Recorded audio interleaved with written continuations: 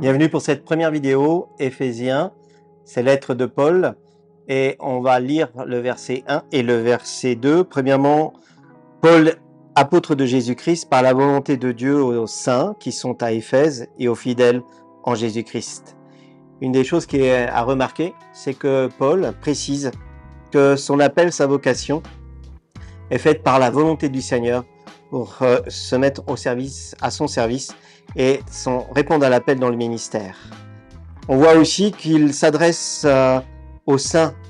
Les saints sont des personnes qui sont consacrées, qui sont appelées.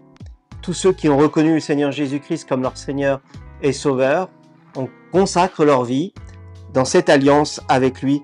Et c'est pour ça que Paul précise bien qu'il s'adresse aux saints qui sont à Éphèse et aux fidèles en Jésus-Christ, à ces personnes consacrées. La Bible dit, les saints sont des gens déclarés saints par le nom de Jésus-Christ et par son esprit. Un verset qui se trouve dans 1 Corinthiens 6 au verset 11, et c'est là que vous étiez quelques-uns de vous. Mais vous avez été lavés, mais vous avez été sanctifiés, rendus saints, mais vous avez été justifiés au nom du Seigneur Jésus-Christ par l'Esprit de notre Seigneur. Dieu nous a rendus capables de devenir saints. C'est une grâce. Par nous-mêmes, nous ne le pouvons pas. En plus, il nous prépare un héritage précieux, un héritage dans la lumière. Alors rendez grâce au Père. Rendons grâce au Père d'avoir été rendus capables d'avoir part à l'héritage des saints dans la lumière. Colossiens 1, 12. Mais revenons à ce premier verset d'Éphésiens 1, au verset 1. Aux saints qui sont à Éphèse et aux fidèles en Jésus-Christ. Ils sont à Éphèse.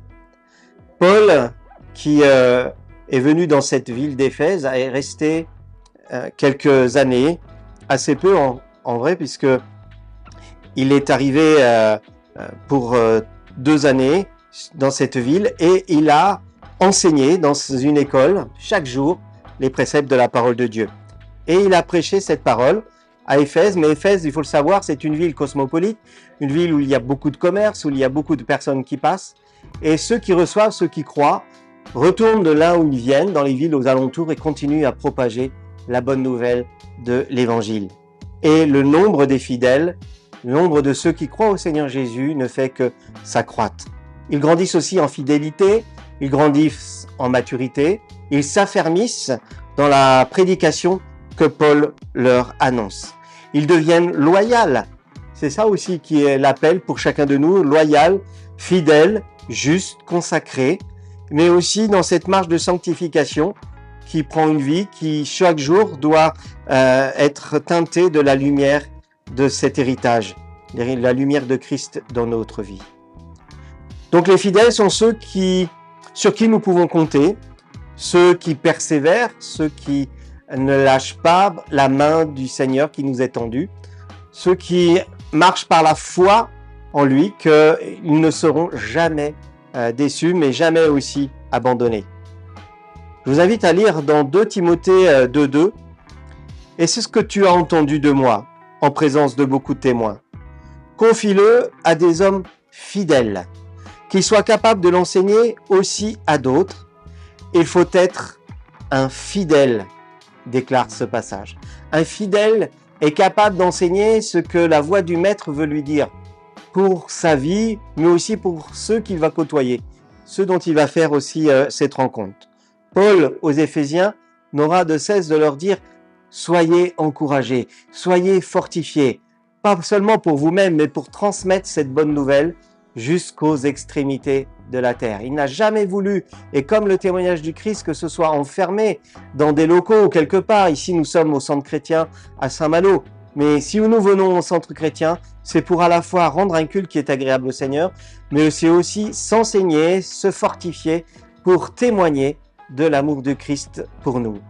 Paul exhorte l'église d'Éphèse à s'affermir, à se fortifier, mais aussi à aller transmettre cette bonne nouvelle que Jésus nous a donnée et de porter les fruits de son esprit, à la fois dans la persévérance, dans l'endurance, dans la tempérance, un fruit bon et précieux.